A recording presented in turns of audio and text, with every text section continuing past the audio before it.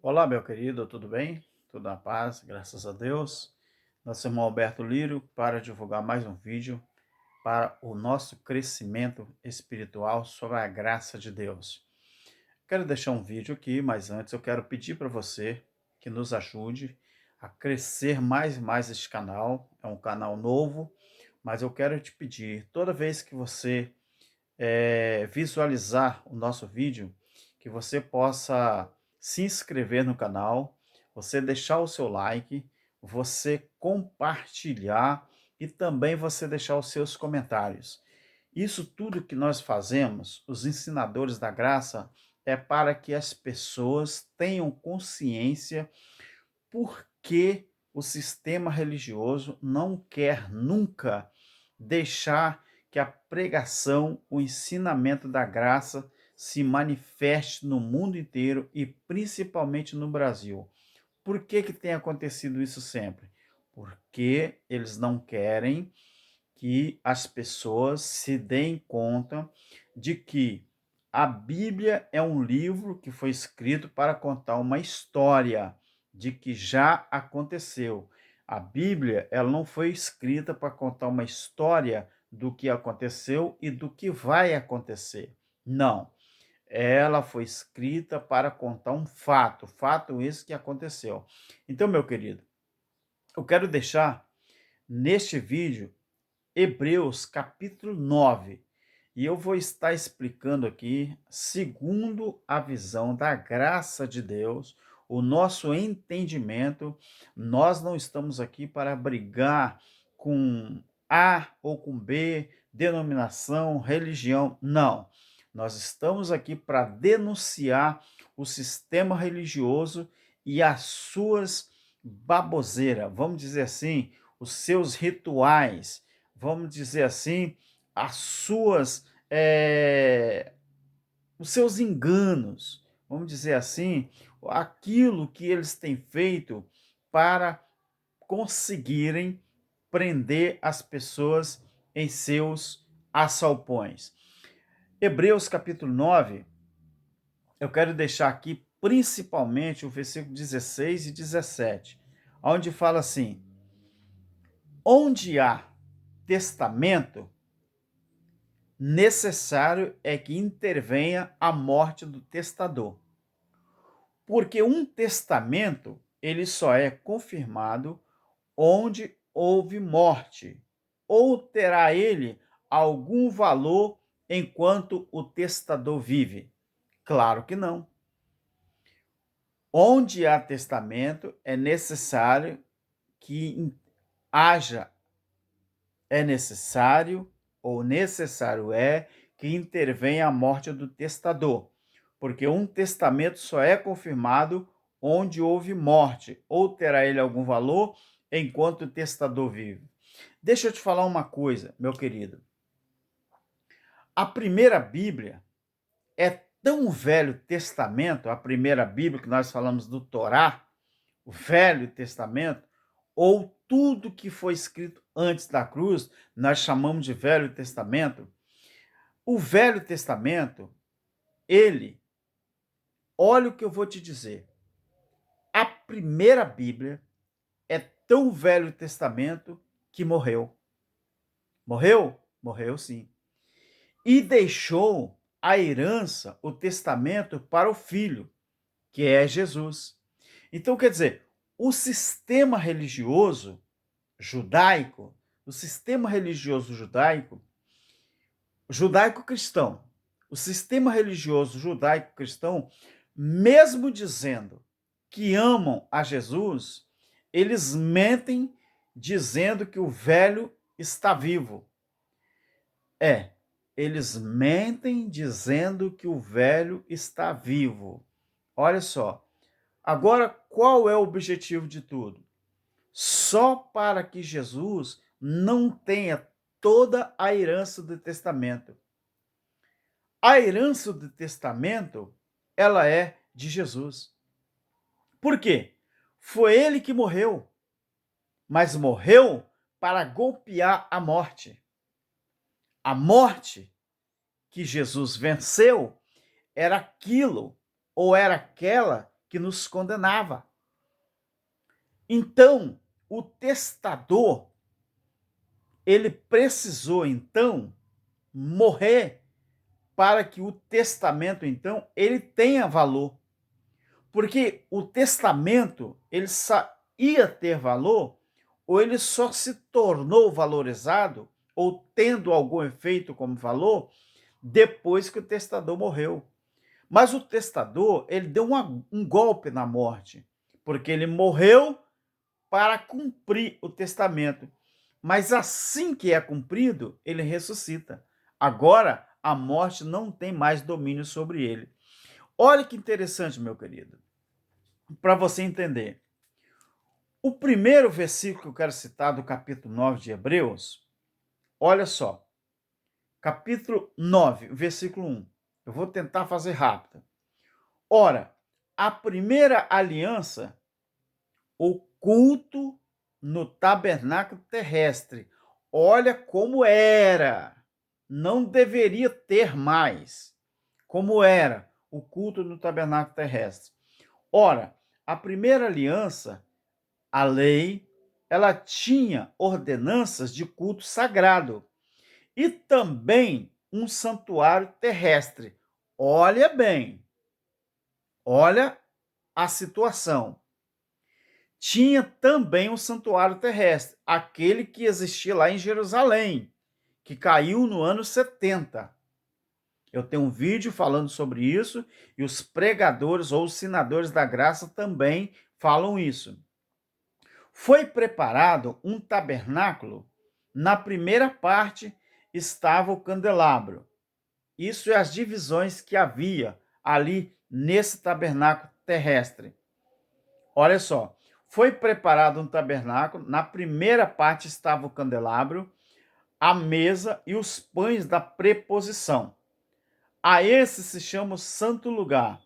Depois do segundo véu estava o tabernáculo, que se chama o Santo dos Santos. Olha só, que tinha o altar do incenso e a arca da aliança, toda coberta de ouro, na qual estava um vaso de ouro que continha o maná, a vara de Arão, que tinha brotado, e as tábuas da aliança. Tábuas essas da aliança, que era o decálogo escrita pela mão de Deus, que estava ali guardado. Agora, sobre a arca, estavam os querubins da glória, que com a sua sombra cobriam o propiciatório. Dessas coisas não falaremos agora pormenorizadamente. Então, isso era o retrato do santuário terrestre. Por que os homens que insistem e ainda dizem que a verdadeira adoração ainda é num templo físico, ainda é numa instituição aqui na Terra, por que eles também, então, não colocam lá nos seus santuários tudo isso aqui, que era sombra? Por que lá não tem essas coisas? Por que lá desfaz um santuário e só coloca dízimo, oferta, oração no monte, campanha, jejum, isso e aquilo? Por que também não tem essas coisas? Se templo de pé representava o templo da lei, e todos os templos que tem uma placa na frente, dizendo que quem é o pastor, presidente, dizendo o nome do ministério, todos esses templos são judaizantes. Todos eles. Agora, estando estas coisas, versículo 6, essas coisas assim preparadas continuamente, entram no primeiro tabernáculo os sacerdotes para realizar os serviços. Mas no segundo, só o sumo sacerdote, uma vez no ano, não sem sangue, que oferece por si mesmo e pelos pecados de ignorância do povo. O que significa templo? Templo era antes da cruz, representava, o verbo é passado, representava a casa de Deus, a morada de Deus. Então veja bem, meus queridos, se você olha aqui, essas coisas eram preparadas continuamente, entram no primeiro tabernáculo os sacerdotes para realizar os serviços. Versículo 7. Mas no segundo, só o sumo sacerdote, uma vez por ano, para fazer o quê? Ele não podia entrar sem sangue, que aquele sangue era oferecido por ele mesmo e pelos pecados de ignorância do povo. O que significa isso, então? O Espírito Santo estava dando a entender com isto que o caminho do Santo dos Santos ainda não está descoberto, enquanto continua de pé o primeiro tabernáculo. Qual era o primeiro tabernáculo? Aquele templo físico. Quantos tabernáculos terrestres que existe hoje na face da terra? Dizendo que aquele lugar é o lugar que Deus habita. Quantos lugares? Milhares, milhares deles. Mas nesses tabernáculos que estão de pé, esses tabernáculos físicos, Deus não mais habita nele. Por quê? Aquele ministério sacerdotal, ele acabou na cruz, ele acabou na segunda vinda, na manifestação do Filho do Homem, no ano 70, quando Jerusalém foi invadida, todo Israel passou por aquilo que Daniel chamou da sua desolação. Você quer entender sobre o juízo? Estude o livro de Daniel, principalmente o capítulo 9 e o capítulo 10. E você compara com Mateus 24 e com Lucas 21, e você vai ver se aquilo que Daniel falou sobre o juízo que viria sobre Israel e falado por Jesus também, se aconteceu ou não. Então veja bem, o versículo 9 fala assim: esta é uma parábola para o tempo presente, em que se oferecem, esse texto aqui, eu posso dizer, ofereciam, mas a época da escrita, ele está no tempo presente, porque Hebreus foi escrito no ano 68. Então, em 68 DC, ainda acontecia aquele sacrifício, por quê? Porque o templo ainda não tinha ruído. O templo ainda não tinha caído. Caiu no ano 70 e a época da escrita foi em 68 DC. Então, Paulo, que eu acredito, nós acreditamos que foi Paulo que escreveu a carta aos Hebreus, nós acreditamos que ele usou o verbo do tempo presente. Esta é uma parábola para o tempo presente, quer dizer, o tempo que ele estava vivendo ainda acontecia os sacrifícios lá no templo, porque o templo ainda estava de pé, os sacerdotes e os sumos sacerdotes ainda ofereciam sacrifício por eles mesmos e pelo povo. Então, Paulo usa o verbo aqui no tempo presente. Esta é uma parábola para o tempo presente em que se oferecem tanto dons como sacrifícios, que quanto à consciência, não podem aperfeiçoar aquele que presta culto.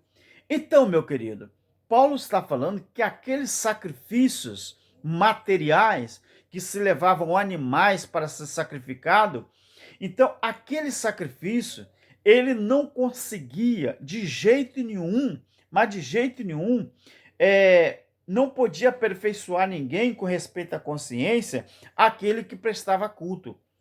E você, eu quero te perguntar, o que os templos que estão de pé, os templos religiosos, o sistema religioso, o que ele tem feito com relação a aperfeiçoar pessoas, aperfeiçoar a consciência das pessoas no que diz respeito àqueles sacrifícios materiais? Os templos religiosos estão aí de pé, mas cada dia, cada semana, cada mês, o que aperfeiçoa mesmo é a conta dos seus líderes no banco.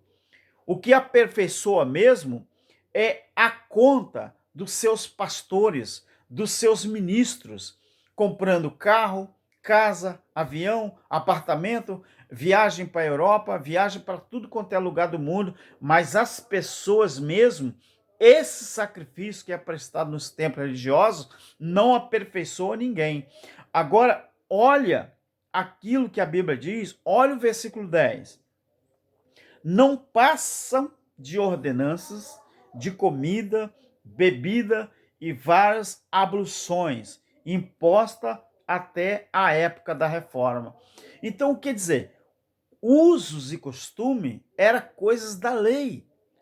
Usos e costume, Paulo está falando aqui que isso aqui era coisa da lei. Aquelas ordenanças a respeito de comida, bebida, abluções. O que era ablução? Abluções era alguém que achava que através da lavagem da água, é o que significa ablução, lavagem pela água, conseguia aperfeiçoar alguém.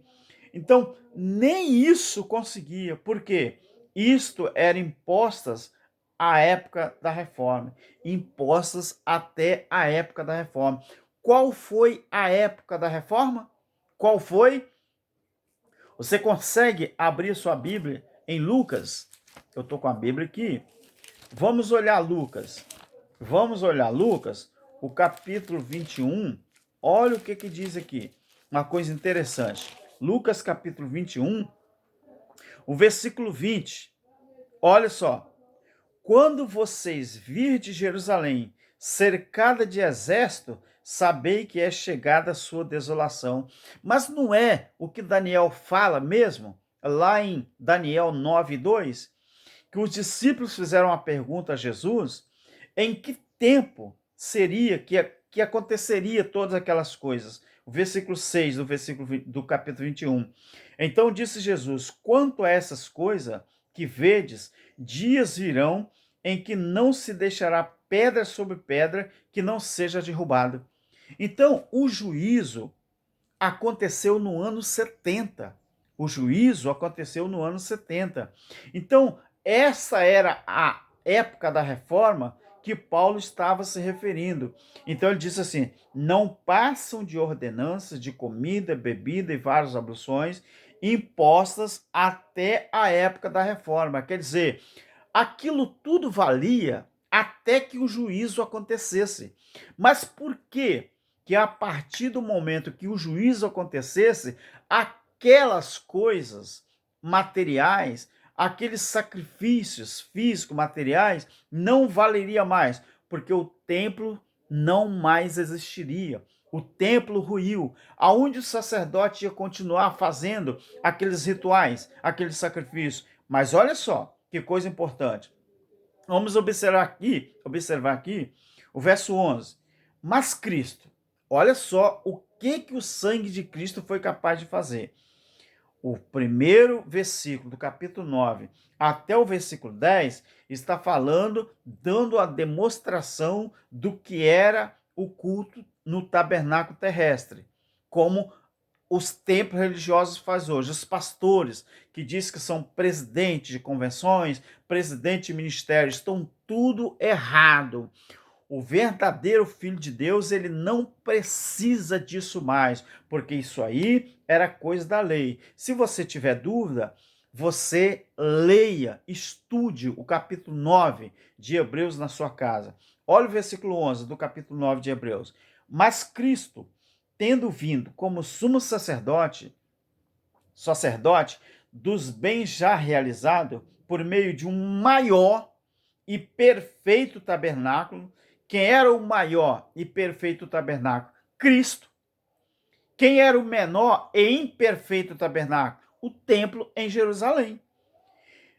Este não foi feito por mãos, isto é, não é desta criação, não é humana.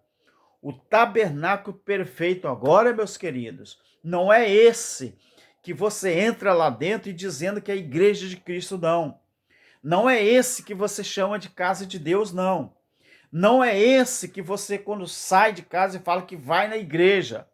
A Bíblia diz que igreja é o corpo de Cristo, isto é, eu e você.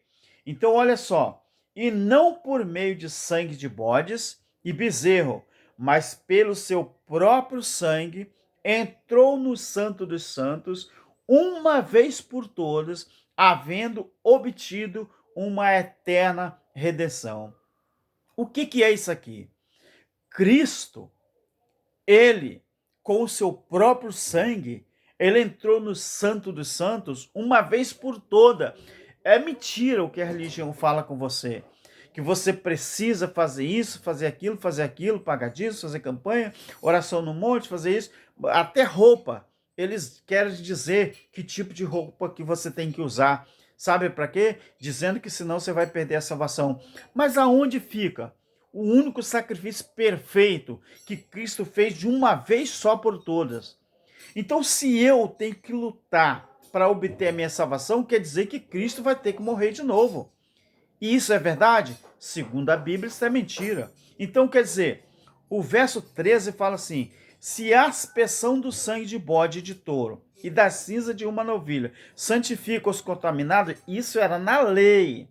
Quanto à purificação na carne, que é física, então, quanto mais o sangue de Cristo, que pelo Espírito Eterno se ofereceu a si mesmo, imaculado a Deus, purificará, porque o juízo ainda ia acontecer.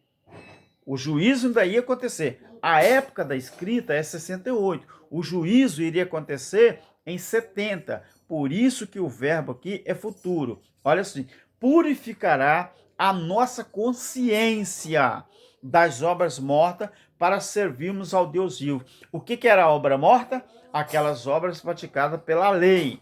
Então, o que o sacrifício de Cristo iria purificar? A nossa consciência para servirmos ao Deus vivo. Agora, olha o que diz aqui o verso 14. Então, o verso 14 fala assim: purificar a nossa consciência. Purificar do quê?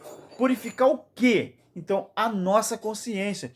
Porque o meu corpo, ele não é purificado, nem o seu. Por quê? Porque o nosso corpo é físico, ele veio da terra. A pátria dele é a terra.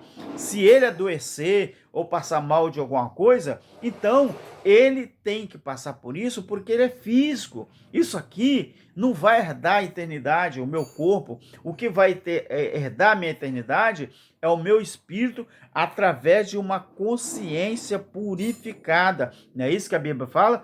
Purificará a nossa consciência das obras mortas.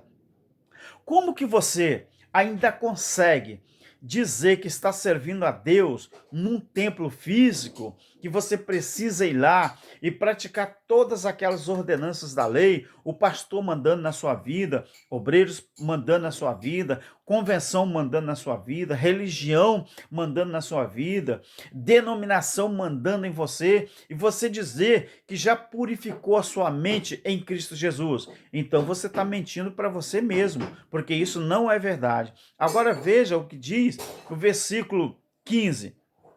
Por isso ele é mediador de uma nova aliança, para que, intervindo a morte para a remissão dos pecados que havia sobre a primeira aliança, os chamados recebem a promessa de vida eterna. O que era remissão, meu querido? Remissão. O que é remir? Remir é uma coisa muito boa e muito importante. Remir, o verbo remir aqui, se você observar bem, no transitivo, aqui no verbo transitivo, remir quer dizer adquirir de novo, você conseguir resgatar.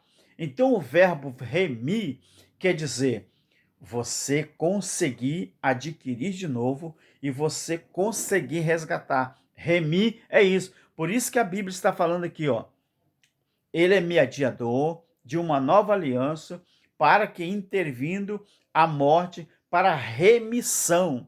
Remir é resgatar de novo, segundo o verbo transitivo. Remir é resgatar de novo, é você conseguir resgatar, é você adquirir outra vez. Então, Cristo, pelo seu sangue, ele nos remiu. Aqui fala que ele, então, através desse sacrifício, ele fez a remissão dos nossos pecados que havia sobre a primeira aliança, quer dizer, sobre a lei, aquilo que as pessoas estavam condenadas eternamente, porque ninguém conseguiria cumprir, conseguia melhor cumprir as 613 ordenanças. Essas mesmas ordenanças que o seu ministério impõe para você, que a sua denominação impõe para você. Engraçado que você aceita, mesmo sabendo que aquilo já foi abolido, mesmo sabendo que aquilo não existe mais, mesmo sabendo que aquela é coisa da lei, os usos e costumes, mesmo assim, ainda você consegue tentar obedecer ao seu pastor, não sabendo você que Cristo, com o sacrifício da cruz, já remiu, ele já fez tudo aquilo. Por quê? Então, é a mesma coisa que a Bíblia diz lá em Gênesis, fala que Deus fez os céus e a terra e no sétimo dia ele descansou. Sabe o que é o verbo ali descansar? Verbo descansar ali é concluir. O verbo descansar ali não tem nada a ver com descansar do trabalho físico. O verbo descansar ali quer dizer concluir. Então, quer dizer, descansar é concluir. Ele não descansou, ele concluiu.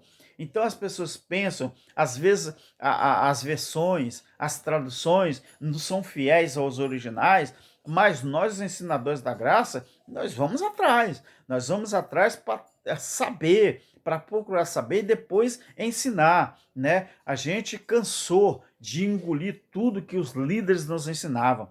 Então veja bem, irmão, o verso 16 agora. Onde há testamento, é necessário que intervenha a morte do testador. E Cristo morreu para garantir esse testamento, para que esse testamento fosse válido. Então, se você ainda consegue ser escravizado pela religião, sabe qual é a mensagem que você está passando para Cristo e para o Pai dele, Deus? Você está dizendo que ele não morreu, que nem tampouco ressuscitou. É por isso que você fica preso ao sistema religioso. Mas não se surpreenda o que eu vou te falar agora. O mundo está passando pelo um aion. O mundo, 2000 anos depois de Cristo, está passando outra vez por um juízo. A pandemia que está acontecendo no mundo, ela está transformando principalmente o mundo religioso. As pessoas pós-pandemia estão tendo noção de que tudo que nós aprendemos até agora era tudo mentira com respeito à volta de Cristo, vinda de Cristo para arrebatar a igreja. Agora as pessoas estão aprendendo a estudar a Bíblia e respeitando o verbo, respeitando o tempo verbal, respeitando colocação verbal, respeitando o pretérito perfeito, o pretérito imperfeito, respeitando o verbo transitivo, respeitando tudo isso, a linguagem da Bíblia, respeitando o autor, respeitando o remetente, respeitando a quem é remetido, né? Então, isso é interessante que por exemplo, o remetente é quem escreve, né? E quem recebe é aquelas pessoas que nós sabemos que Paulo, ele falou muito bem, quando ele escrevia carta, ele era o remetente. Mas quem vai receber? Quem era que ia receber? Então, nós, os servos de Deus, estamos entendendo isso agora. Então, se as pessoas quiserem, as pessoas vão começar a entender a palavra de Deus de uma forma tão clara, tão clara, tão clara, que eles não vão ficar mais enganados pelo sistema religioso. Olha o que diz aqui. Então, porque um testamento só é confirmado onde houve morte, ou terá ele algum valor enquanto o testador vive. É por isso que nem a primeira aliança foi consagrada sem sangue. Havendo Moisés anunciado a todo o povo todos os mandamentos segundo a lei, tomou o sangue dos bezerros e de bodes com água, lã purpúrea e sopo, e aspergiu tanto o próprio livro como todo o povo. Olha só, aspergiu tanto o próprio livro como todo o povo.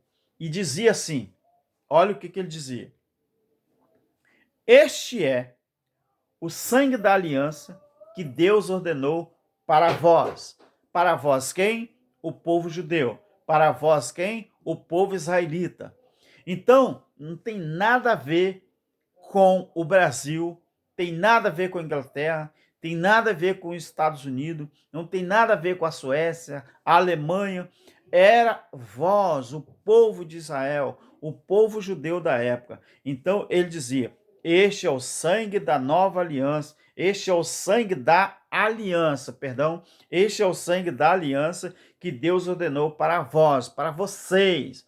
Vós é vocês que ele estava usando naquele momento. Então, ele disse assim: semelhantemente, esse versículo 20 do capítulo 9 de Hebreus é a mesma coisa que Jesus falou lá quando ele deu a ceia para os discípulos. Lembra-se?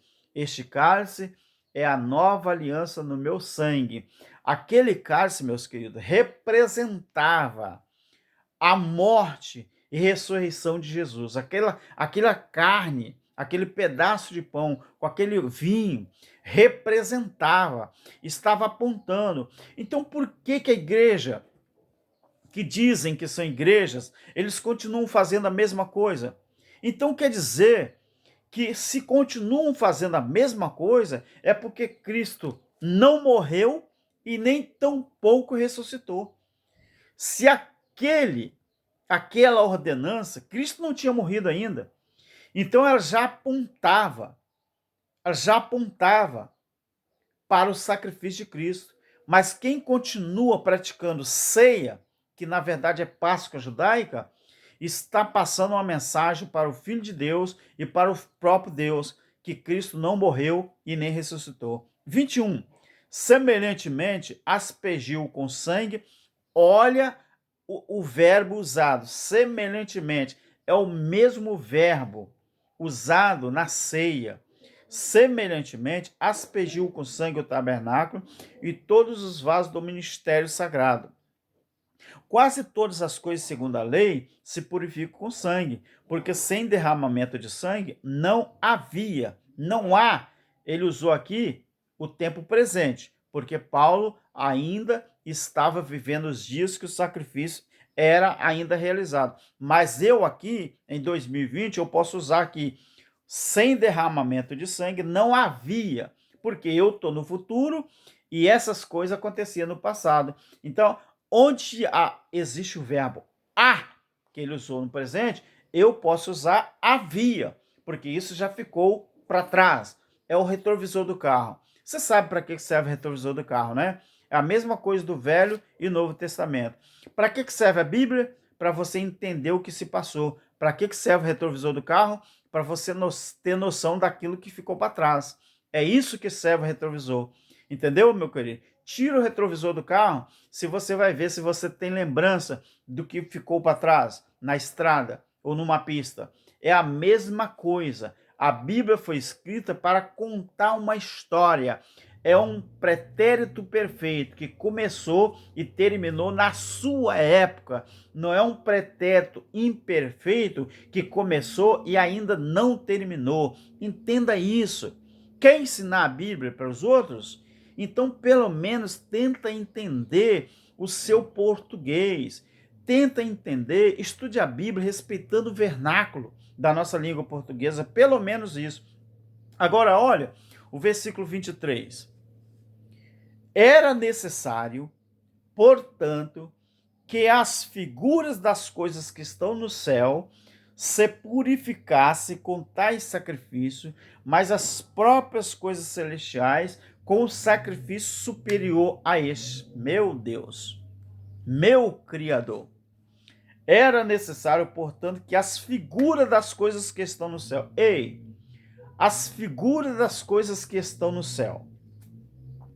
Quem era a figura das coisas que estaria no céu no ano 70, se Jesus morreu no ano 33 e ressuscitou também no ano 33? Se a carta aos Hebreus, a época da escrita foi no ano 68, então Paulo está dizendo aqui que era necessário que as figuras das coisas que estão no céu se purificassem com tais sacrifícios, mas as próprias coisas celestiais com sacrifícios superiores a este. Ah, glórias ao Criador. Então, no ano 68, Paulo está usando aqui uma comparação lógica, ele está usando uma simbologia simples de entender. O que ele está falando? Cristo está lá, porque ele é uma figura daquilo que deveria acontecer, ele era uma figura daquilo que ia acontecer, ele estava lá na eternidade, ele precisava se manifestar na sua segunda vinda, que foi no ano 70, como filho do homem, para que, através da sua manifestação, então, aquele sacrifício iria se concluir. Por quê? Porque era um sacrifício superior a todas as ordenanças da lei. Então, veja bem, 24. O versículo 23 ele é muito interessante. No verbo transitivo, eu falei com você que remir é adquirir de novo, é conseguir, é resgatar. E com esse sacrifício aqui, que eu falo no versículo 23, era necessário que acontecesse. Por quê? Porque as figuras das coisas que estão no céu se purificassem com tais sacrifícios, mas as próprias coisas celestiais com sacrifício superior a esse. Então veja bem, versículo 24. Pois Cristo ele não entrou em santuário feito por mãos, isto é, desta carne aqui, desta natureza humana. Ele não entrou no santuário feito por mãos, figura do verdadeiro. Porém, era uma figura do santuário verdadeiro. Não era o santuário verdadeiro, é uma figura. Aquele templo que existia em Jerusalém era uma figura do templo verdadeiro, do tabernáculo verdadeiro. Porém, ele entrou no mesmo céu para comparecer agora por nós perante a face de Deus. Por nós quem? Paulo está falando, ele se inclui no texto. Se você, meu querido, atropelar o verbo da língua portuguesa e tu trouxer esta palavra para os nossos dias, você tem que trazer Paulo também. Por quê? Porque ele usou aqui um verbo interessante. Ele disse assim: pois Cristo entrou no santuário, não entrou em santuário feito por mãos, figura do verdadeiro, porém no mesmo céu, para comparecer agora por nós. Paulo está se incluindo no texto. Perante a face de Deus. Então, isso aqui era aquele aion, naquele tempo que ia acontecer. Verso 25, olha o que diz. Nem também entrou para se oferecer a si mesmo muitas vezes como o sumo sacerdote. O sacerdote entrava de ano em ano, nos santos dos santos, com sangue alheio. Não era o próprio sangue do sacerdote. Quem era o sangue alheio? O sangue dos animais. Aqui está falando que nem também Cristo entrou para oferecer a si mesmo muitas vezes como sumo sacerdote. Cristo não entrou várias vezes no santuário para oferecer um sangue alheio. Não, aqui está dizendo que não. De outra forma, olha o versículo 26, o que fala? De outra forma, ou doutra forma, seria necessário padecer muitas vezes desde a fundação do mundo, mas agora, na consumação dos séculos, Paulo estava vivendo os últimos dias daquele aion, daquela época. Por isso ele falou, mas agora, ele usa o verbo presente, mas agora. Então, já estava prestes a acontecer. A escrita de Hebreus no ano 68, o juízo no ano 70. Ele fala, mas agora, na consumação dos séculos, uma vez por todas se manifestou para aniquilar o pecado pelo sacrifício de si mesmo. Você entendeu, meu querido? Cristo, na consumação dos séculos, ele fez um sacrifício de uma vez por toda. Olha só, uma vez por todas se manifestou. A manifestação, a parousia, ou parousia, como que alguns, ou parousia, de Cristo, que é a manifestação do Filho do Homem, que aconteceu no ano 70, então só houve aquela manifestação de uma vez por toda para aniquilar pelo sacrifício de si mesmo. Lembra que os anjos falaram com os discípulos, o que vocês estão olhando? Esse mesmo Jesus que vocês estão vendo, não era eu, não era o Brasil, não era a Inglaterra, não era a Argentina, não era os Estados Unidos. Vós, os anjos falou, vós viste, ele voltará. Então, a manifestação teria que acontecer. Se a volta para a eternidade aconteceu no ano 33, quase 34, 33 e meio, ele retorna à eternidade, 36 anos e meio depois, que foi o juízo, 33 e meio com 36 e meio, anos 70, certinho. Ele volta manifestado, a manifestação, não é a volta física. Lucas 17, 20 e 21 fala isso.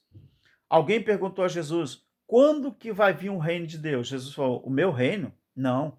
Ele não vai ser manifestado fisicamente. Ele não vem com aparência visível. Porque o meu reino, vocês não vão conseguir ver Cristo ali, ver Cristo lá, Cristo acolá. O meu reino não vem com aparência física. O meu reino, ele está dentro de cada um de vós. Lucas 17, versículo 20 e o versículo 21. Você vai encontrar isso lá. Agora, veja bem.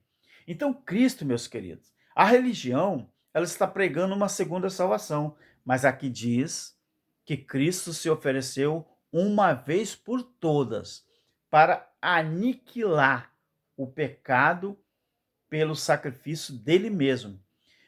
Cristo ele não ofereceu sacrifício, ele não ofereceu sangue alheio de animais. Ele ofereceu o próprio sangue. Aqui fala o sacrifício de si mesmo.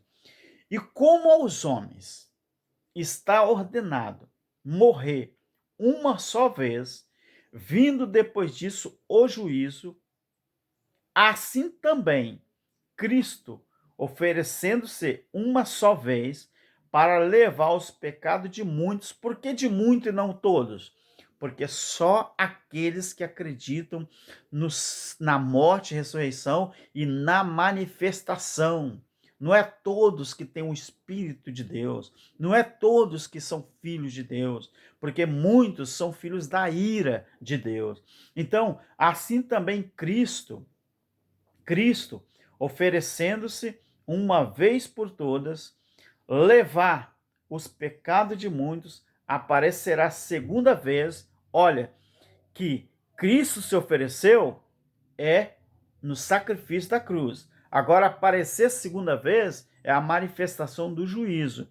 Aparecerá segunda vez, aparecerá porque eles estão antes da manifestação. Eles estão no ano 68. A manifestação foi no ano 70. Por isso que o verbo aparecerá apontava para o futuro. O tempo verbal aqui é futuro. Aparecerá segunda vez sem pecado aos que o esperam para a salvação. A religião jogou isso para o futuro, os futuristas jogaram isso para o futuro, e sempre, aí morre meu pai, morre meu avô, morre meus netos, meus bisnetos, e isso aqui nunca vai acontecer. Sabe por quê? Porque isso aqui já aconteceu. A Bíblia diz que nós já vivemos o reino. Já vivemos o reino. Ah, mas se nós já vivemos o reino, então Cristo não voltou? Cristo não voltou? Ele falou que voltaria para os judeus. Ele falou que a manifestação do Filho de Deus é para os judeus, não é para o mundo inteiro, não, meu querido.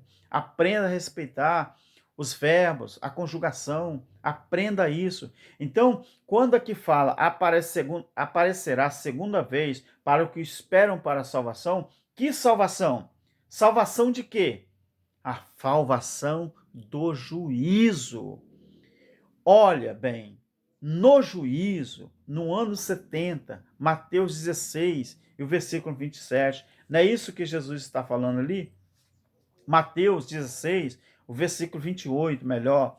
Vamos aqui, já estou terminando. Mateus 16, o versículo 28. Olha o que Jesus fala aqui.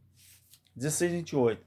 Ele fala, ele está usando aqui, irmãos queridos, ele fala assim, em verdade vos, quer dizer, eu digo a vocês, estou dizendo para vocês, judeus, vocês, discípulos, em verdade vos digo que alguns alguns de vocês que aqui estão comigo, ouvindo essa palavra que eu estou falando, não vão passar pela morte sem antes vocês ver o Filho do Homem no seu reino.